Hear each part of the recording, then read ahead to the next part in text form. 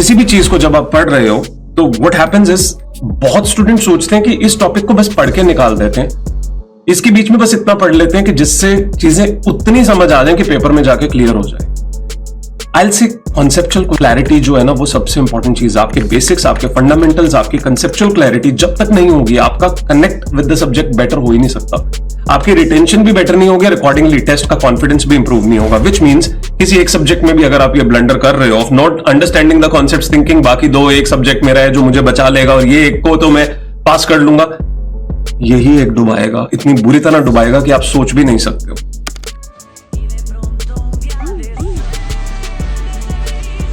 तो वो conceptual understanding होनी जरूरी है। रट्टाफिकेशन से हेल्प नहीं मिलने वाली। वो किसी किसी एरिया में हो सकती है, किसी सब्जेक्ट में, सारे सब्जेक्ट में नहीं लगाई जा सकती है।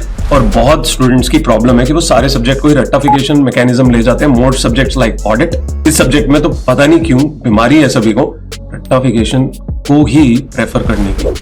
जब तक आप ये नहीं समझेंगे इस सब्जेक्ट को कॉन्सेप्चुअली समझा जा सकता है, ये प्रैक्टिकल सब्जेक्ट है, इसके क्वेश्चंस भी प्रैक्टिकल आने लग गए हैं और बहुत एप्लीकेशन बेस्ड क्वेश्चंस होते हैं, तो वो तभी आप सॉल्व कर सकते हो जब आप कंसेप्चुअली चीजों को समझते हो। तो कंसेप्चुअली हमेशा हर सब्जेक्ट को समझिए। टॉपिक डिफिकल्ट भी लगे तो वक्त लगाइए, नहीं समझ आ रहा है किसी और से पूछिए, बट रट्टाफिकेशन नहीं करनी है। सिर्फ पासिंग मार्क्स के लिए नहीं पढ़ रहे हैं आप, चार्टर्ड अकाउंटेंट बनने के लिए पढ़ रहे हैं। एज अ चार्टर्ड अकाउंटेंट जब बाहर निकले कोई पूछे, आंसर्स होने चाहिए आपके पास। ये जवाब नहीं होना चाहिए कि हमने तो वो वाला सब्जेक्ट बस पास किया था। क्या वाहियात बात है यार। प्रोफेशनल्स हो आप लोग, तो प्रोफेशनल्स की तरह बिहेव करो।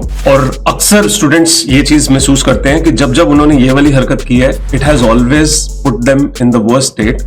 एग्जाम क्लियर नहीं हुए, फिर से जीरो से पढ़ना पड़ेगा। आप सोचो ना यार, मल्टीपल अटेम्प्ट्स के बीच में आपने 4 अटेम्प्ट लगाई, 3 अटेम्प्ट लगाई, आपने लगभग 1 साल वही सब्जेक्ट को 3 बार पढ़ा, वर्सेस अगर आप एक ही बार उस सब्जेक्ट को ढंग से पढ़ लेते ज्यादा वक्त लगा के, तो बेटर नहीं था। In spite of just running through it and eventually understanding कि नहीं बॉस, इसको ढंग से पढ़ना पड़ेगा क्योंकि यही मरवाता है हर बार।